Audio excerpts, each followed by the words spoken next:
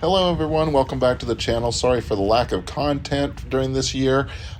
This here was back from earlier in the year. This is where I was pretty excited. Took my Kove 450 rally down to Moab to the Dusty Lizard. Here we are staying at the BFE area, and this was quite a great event put on. So we all really enjoyed this event. There were vendors set up, they had music at night, food provided.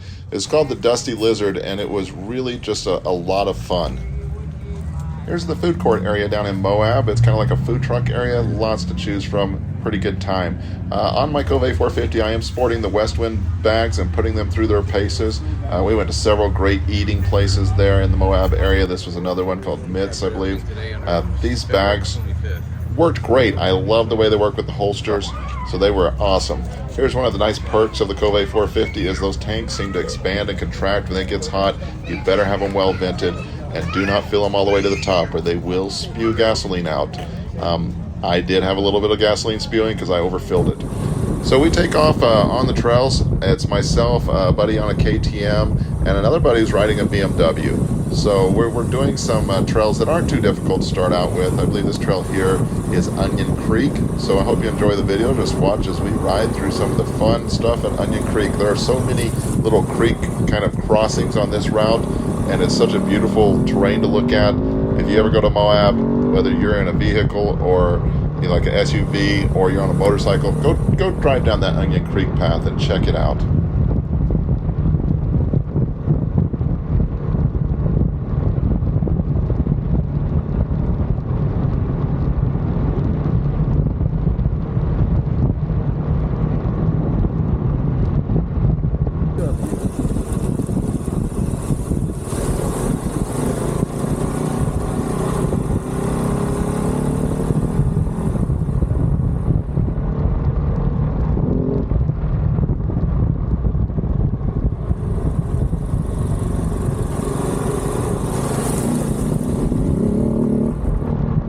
Now, each time I've ridden this path, I've always done it as an out and back kind of path.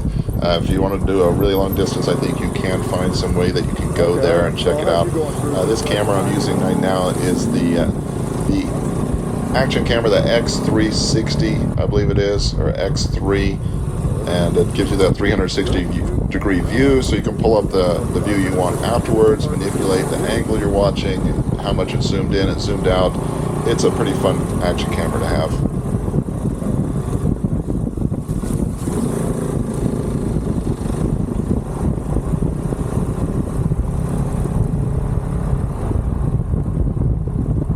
Man, am I proud of my Kove 450 Rally. It's a fun bike to ride, all kinds of power. I loved it so much I even got this helmet that I did some decals on to make it match the decals that I put on the bike. And it is just a smooth, well-powered bike. So if you're considering the bike, it may very well work for you. You're going to find out here that this happens to be my last ride of the Kove 450 Rally.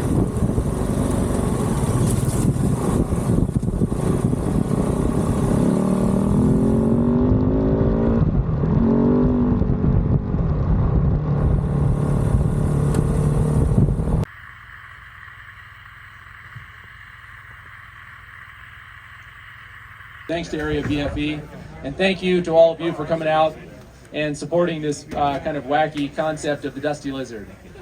So the Dusty Lizard event is put on by Moscow Moto, and they did an excellent job. That was him talking up there on the stage. I was out there enjoying my overland camper. I was able to haul the Kove 450 on the back of that. Had it set up again with these Westwind bags that just did a great job. So check them out for sure. They did provide the bags to me to test out, and this was kind of my first really run testing them out. And I love them. They're waterproof, they're secure, and they worked great. I found that without the rear rack on the Kove 450, I did have them setting a little further forward than I would have liked. I think if you put them on the Kove 450, you probably want to put a rack on the back and push them back further.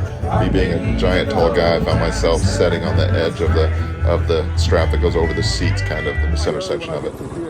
But I am sliding. My bike's light though, and then there's a drop after this. It's another drop. There's one path that looks decent that I'm lined up with, but it's going to go into sand, and sand's covering rock. Okay, one of the rides we chose to go try out the trails was in the Sand Flats Recreation Area. It was called Fins and Things, which I'd been on with a Jeep before and even some other motorcycles. Definitely the Kove 450 Rally was the right bike to be on this trail. I had great tread. There was a lot of sand. The trail wasn't that difficult to me, certainly a lot more difficult on a bigger bike like an adventure bike, especially that BMW that my friend was on. But we had a lot of fun here. Watch us as we go through this trail. All the talking that you hear me doing here isn't talking for this video, but rather it's talking to the other guys. We all have Cardo headsets on. I love that Cardo system because it's great to communicate with one another. Really makes the rides fun. All right, now hold on.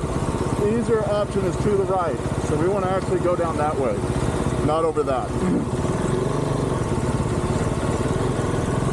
don't know. We'll drop off and slick rock onto it possibly. We'll have to approach it slowly. Did you ride the slick rock?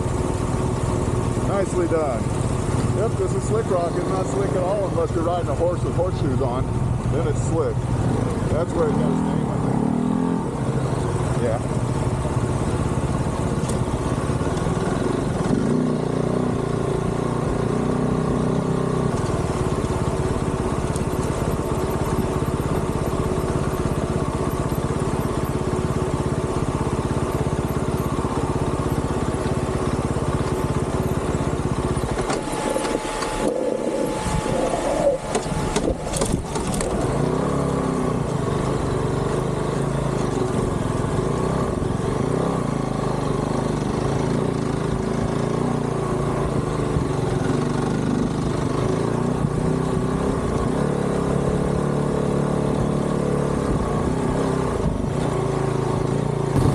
That's what slick rock feels like, is it going up and through that stuff up there, and then there's a really steep thing to come down on the other side.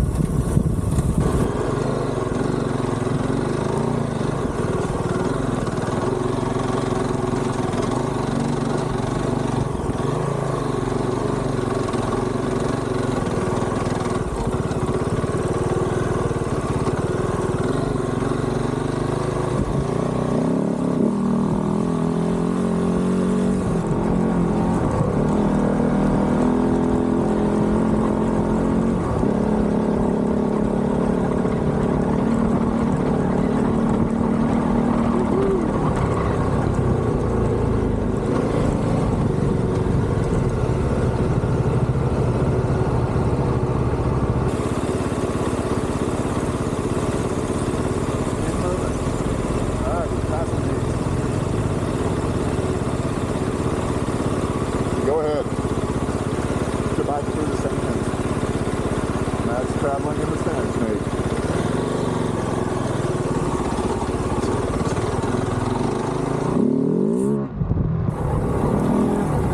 Yeah, who's putting the sand out in front of you? That nice little path. Oh, that's your slick tire. Yeah, yours definitely slides around more than mine.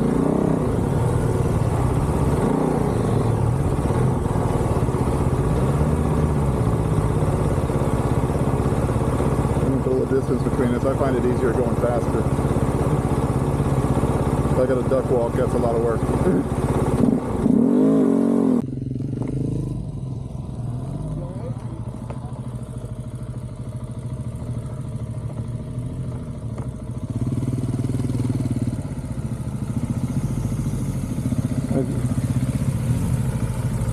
All right.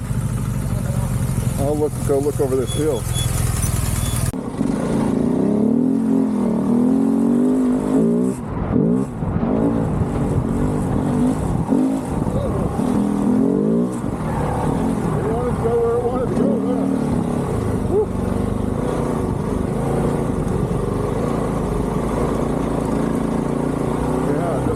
Take the low side of these corners.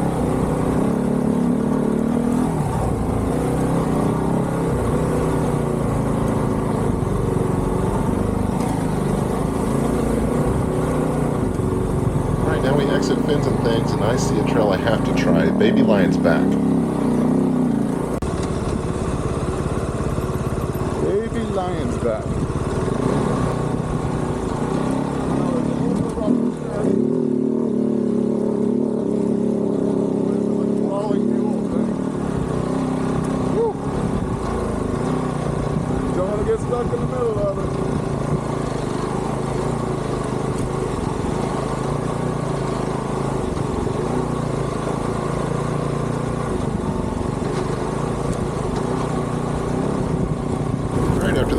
sand flats area. We're heading down Potash Road along the Colorado River, and you can see those potash ponds out there.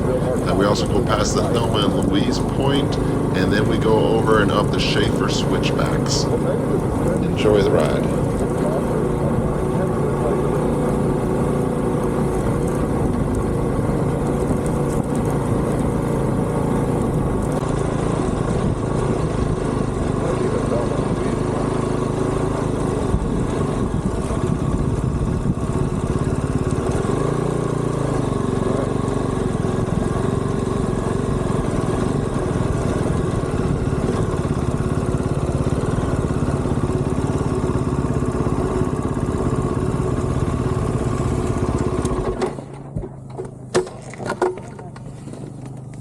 Oh, my fingers are tingly.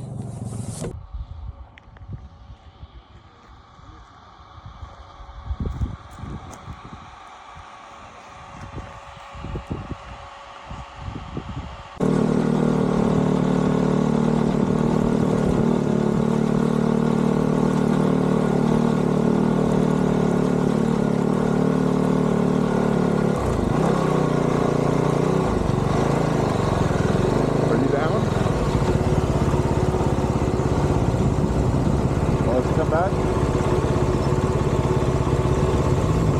We'll stop. You can definitely hear those cooling fans running here as we just went up the Schaefer switchbacks, which is quite a climb.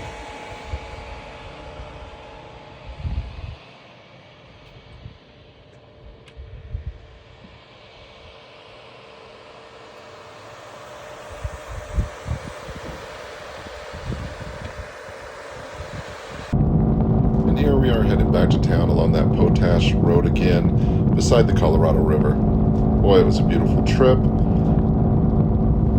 So the Kove 450 performed very well. That doesn't say that it was the bike for me, though. As I found out on the 2 days of riding this bike, I was just not comfortable as far as my butt went. It was sore as I could possibly be. I sit down a lot when I ride. My knees aren't the best, and this definitely was a bit more bike than I needed. So I'm going to stick with my Norden 901. It is super comfortable, and I can set a great deal on it. Not saying anything is wrong with the Kove 450, but it's definitely designed for someone that's going to be standing more, using their knees, more of a dirt bike position than an adventure bike position for me. I know a lot of adventure bikers will stand a lot on their rides, but that's probably not me. And I decided to go ahead and sell the Kove 450, so it's gone on to a new owner who has been on some trips on it already and has told me he loved the bike, it performed well. Definitely enjoyed having the Kove 450, but it is time to say goodbye to the Kove 450 Rally. I will be getting a new toy for my garage, and you'll see that soon.